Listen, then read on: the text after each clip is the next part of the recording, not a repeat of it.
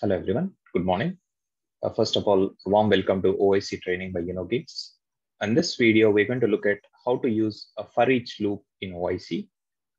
There are basically two types of loops available in OIC, for each loop and while loop.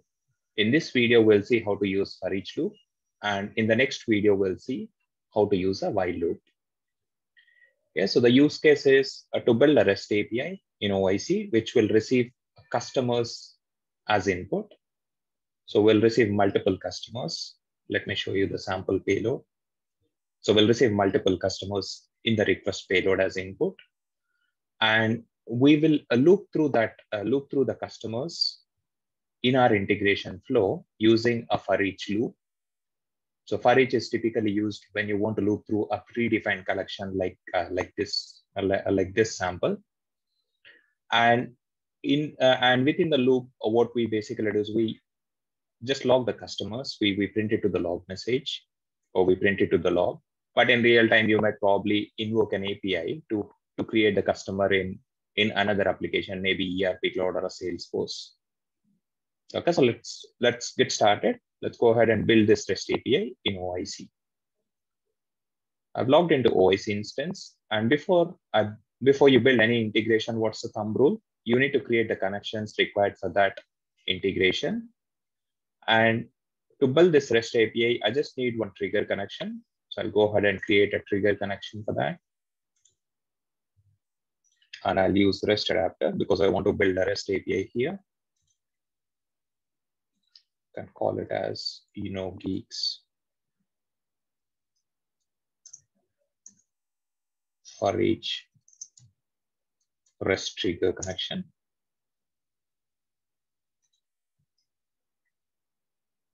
And I'll use it. I use this connection just to trigger an integration. So select the role as trigger and create it. So we will use this connection to trigger the API that we are going to build.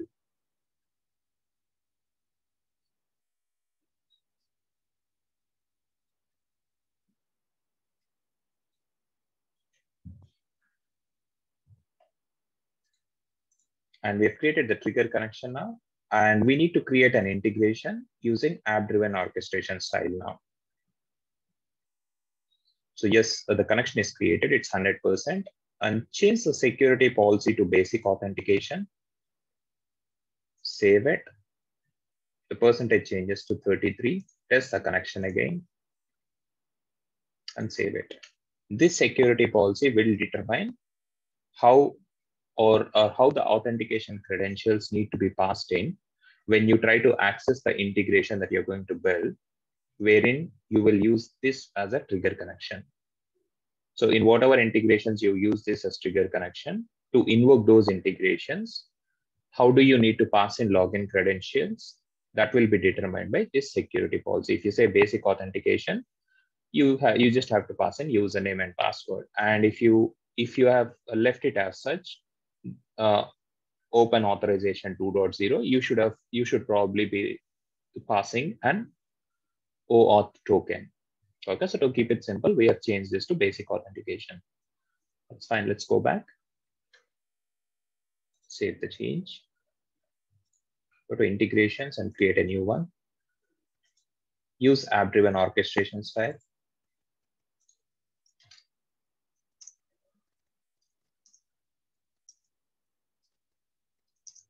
Use for each loop.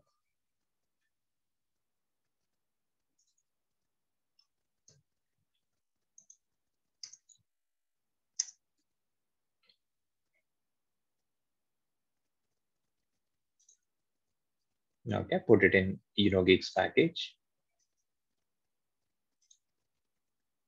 and create the integration.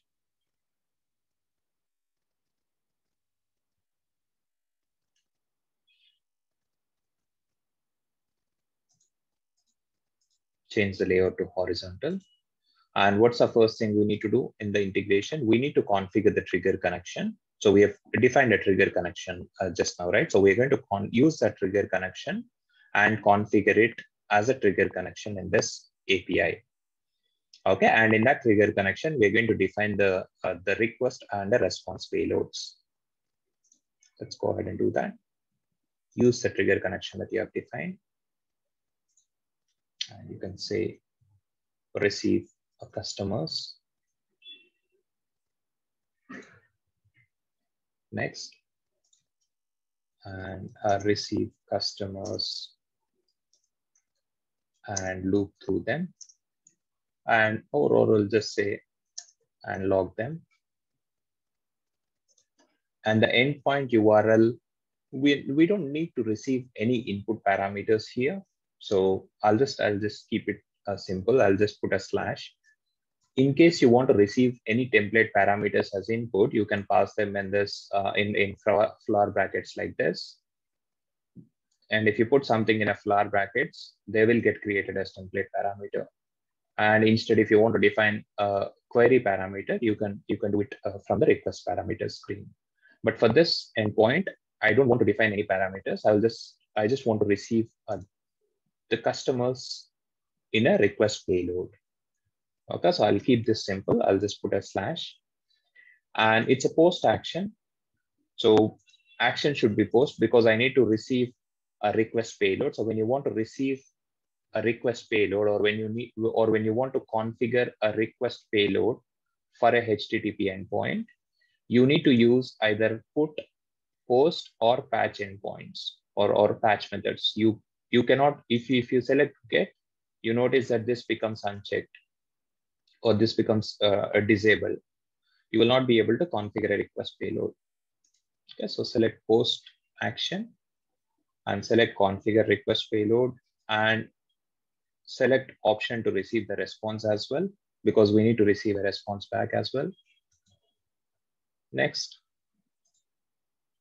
And we need to enter the request payload format or sample JSON. Select the JSON sample, click on inline, and you can paste in this sample JSON file. JSON stands for JavaScript Object Notation, and it is a format that is used with REST APIs. And the JSON payload, it goes into this flower brackets. You will have attribute and a value. Everything should go into quotes. And if you have multiple elements, you need to separate them by comma. And if it's an array of customers or array of items, you can, or if it's a collection, basically, you have to use these rectangular brackets. Click OK. Next. And let's configure a simple JSON message as a response.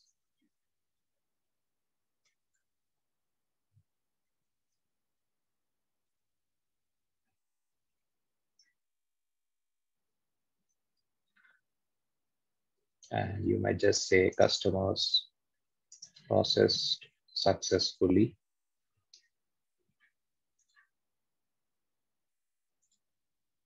And save the endpoint. And since you have configured response as well, you will notice that a response element will also get generated. Okay, the response element is generated and a mapper is also generated. And what do we need to do now? We are receiving a list of customers here, and we want to loop through them. We want to loop through the customers one by one. And we, in real time, you might probably be loading it into some application like Salesforce or ERP Cloud by invoking some APIs. But since it's a demo session, what we do is we will just log them. So we will log them to, we'll use a logger so that it gets displayed in a trace. So first of all, I need to loop through the collection that I am receiving as a payload. So to loop through the collection, I need to use, I need to use a for each loop for that. So drag and drop a for each loop. And you can call it as process each customer. And you need to drag in the repeating element. And the repeating element will be this top level array. This top level array that you're seeing, this is nothing but a repeating element of customers. So use that as a repeating element here. And enter the current element name. You can just probably say customer. You can give any name you want here and create it. You see a loop got created now, and you see this warning because we don't have any actions in the loop yet. So that's why you're seeing that warning message. And the moment you put an action, this warning will go away. And what do we do here? You will probably be invoking an API to load the customer in other applications. But here we will, since it's a demo session, we'll just log it. So we will use a logger and we'll print it to the log. I'll say log customer, create. And you can mention when should this log be written, only when the trace is enabled or always. So remember, when you enable integration or when you activate the API, you get to choose whether to enable trace or not. So if you check this option, this log option as when trace is enabled, and if you choose not to enable trace when you activate this API, then this logger message will not apply, or you will not be able to see this. So change this to always. And in the logger message, you can print. So you see this customer element. So this customer element is the name that I have given to the current element in the for each loop. Okay, so I want to print the customer first name, or maybe customer email. Let's print it, validate, and close. So I just want to log the email IDs of the customers. If you want to print all those details, you can do it. You can concatenate them and print it, but that's okay. Validate and close. So what this for each will do, it will loop through the customers, and for each customer email will be logged. And after that, it will come out of the loop, and a response will be sent out to the customer or to the client. And let's change the message a little bit. So to this response wrapper, open the response wrapper. You should be seeing response element in there. Create target node. Go to developer mode. Click on this to go into a literal value mode. And you can type in a message. You can say customers logged successfully. Save it. Validate the mappings. Close. And you can activate enable tracking, and we will activate the API. Expand that. And you can probably select any one of them.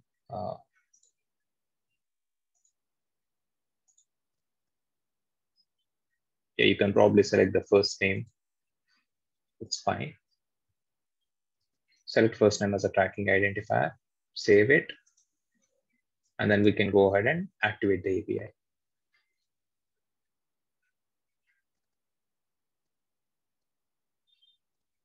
The API is in configured state at the moment, and we can activate it. And when you activate it, yes, you can enable trace and include payload, and you can click on activate.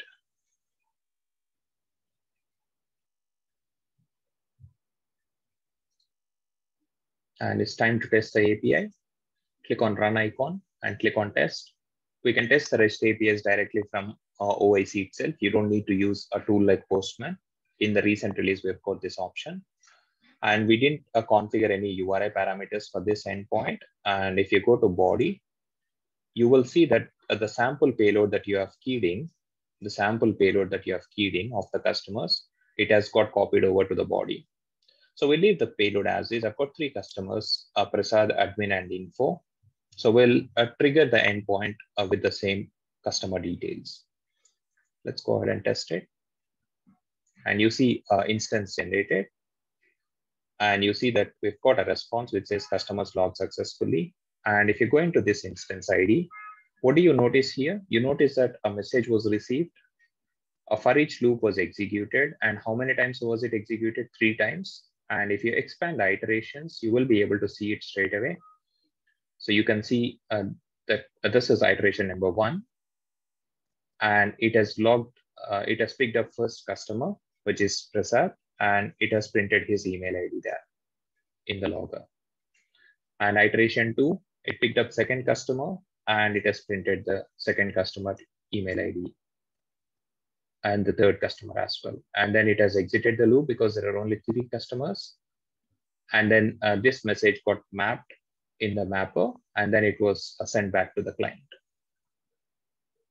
Okay, so this is how you loop through a predefined collection or a collection with asset elements using a for each loop in OIC. There is another loop called while loop available in OIC, which you will use when you want to write loops based on conditions. So I'll explain it in the next video. Thanks for watching this video, guys.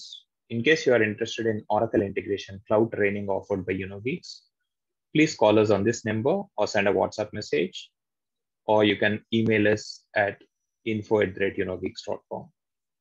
Don't forget to check out our website, unogeeks.com. Thank you.